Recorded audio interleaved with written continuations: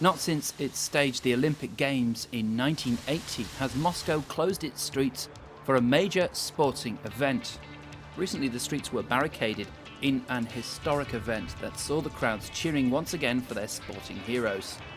But this time they were to welcome F1 cars to Red Square for the Moscow City Racing event organised by Rotterdam Racing. 1 year ago we started with this project, and it was, we never believed that we could get all the permissions from the Moscow government, from the Kremlin administration, from the presidential administration. But in the end we succeeded, and don't ask me how, but we succeeded.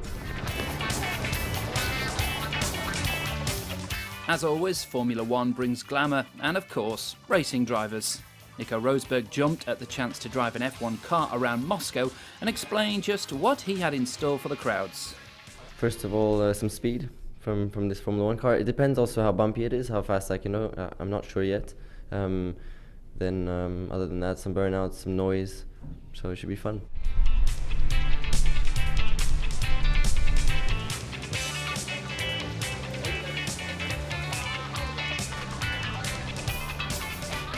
As the AT&T Williams team set up a complete mobile garage just off Red Square, the drivers were wondering if the crowd was ready for the spectacle. If you see the cars going 2 meters in front of you at 250, I think it looks pretty scary. When the final preparations were completed, it was time to find out. A temporary street route saw Nico start his lap next to Red Square, run past the Kremlin, around the embankments of the Moscow River, and finish at the Bolshoi Theatre Square. In front of a capacity audience which had lined the 5-kilometre track, Nico wowed the crowd with roaring engines and screeching tyres before closing the show with some spectacular donuts and burnouts.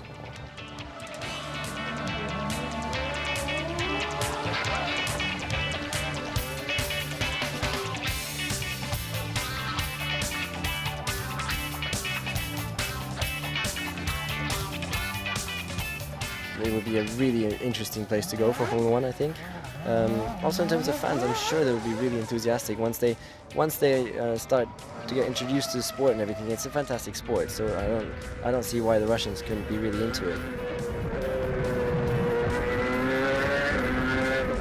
It is very special for the Russian people to really experience Formula One in their main city, and then also on a track that is really around the Kremlin. So this is really unique.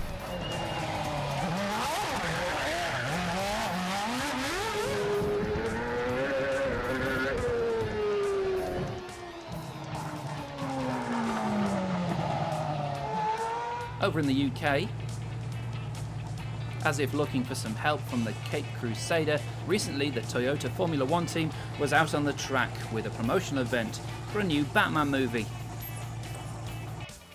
The iconic Batmobile, also known as the Tumbler, was paraded sedately alongside the Toyota TF108 race car.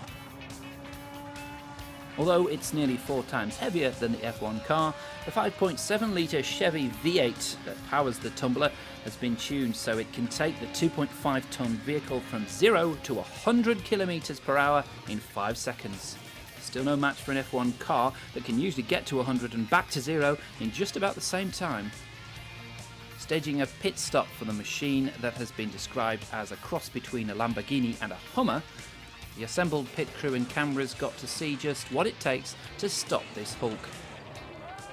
Resembling a crouch bat, the car started its fictional life when Batman modified a military vehicle. Featuring hydraulic aerodynamics and a fake jet engine, complete with reverse thrust, the Tumbler's front wheels can be ejected to convert into the Batpod when the going gets rough. And topping off the accessory list is the self-destruct function, a feature that is not likely to be seen in road cars anytime soon.